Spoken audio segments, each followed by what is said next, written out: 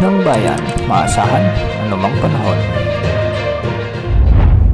Magandang hapon po sa ating lahat. Narito ang update sa lagay ng panahon ngayong araw ng Miyerkules, June 19, 2024 at sa susunod pang mga oras. Sa kasalukuyan ay nagdadala ng maulap na kalangitan na may pulupulong pag-ulan ang southwest monsoon o habagat sa western sections ng Southern Luzon, Visayas at Mindanao.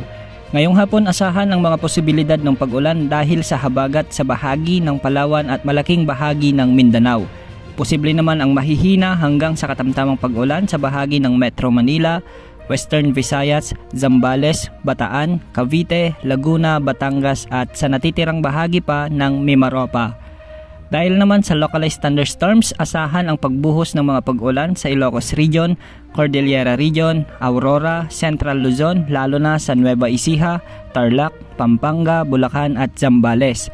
Uulanin din ngayong hapon ang ilang bahagi ng Bicol Region.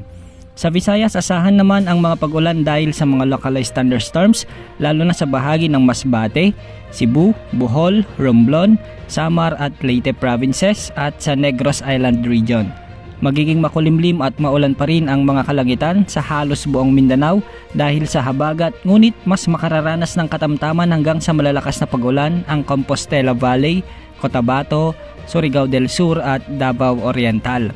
Samantala, ang cloud cluster naman na binabantayan natin sa silangan ng bansa ay kasalukuyang lumalapit sa ating bansa at may potensyal itong maging shallow low pressure area.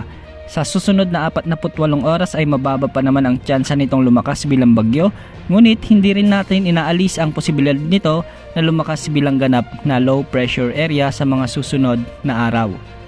Patuloy itong kumikilos papalapit sa kalupaan ng bansa at huling namataan ito sa silangan ng Surigao del Sur. Hindi man ito magiging ganap na bagyo, ang pinagsamang epekto ng low pressure area at mahinang habagat ang siyang patuloy na magdadala naman ng mga pag-ulan o thunderstorms sa halos buong Visayas at Mindanao. Ayon sa wind outlook nito, posibleng makaapekto o tumbukin nito ang Visayas, northern parts ng Mindanao at southern Luzon na siyang magdadala ng malawakang pag-ulan sa malaking bahagi ng mga nasabing lugar pagsapit ng Huwebes o Biyernes o di kaya naman ay sa weekend. Posibleng maglandfall sa ating kalupaan ang cloud cluster na ito. Sa ngayon, pinapayuhan ang ating mga kababayan na maging alerto at handa sa banta ng pagbaha sa mga mabababang lugar at pagguho ng lupa, lalo na sa mga nakatira sa mga kabundukan. Wala ring nakataas na gale warning sa mga karagatang sakop ng bansa ngayon. Yan ang update sa lagay ng panahon. Ito po ang weather update ng bayan. Maaasahan anumang panahon.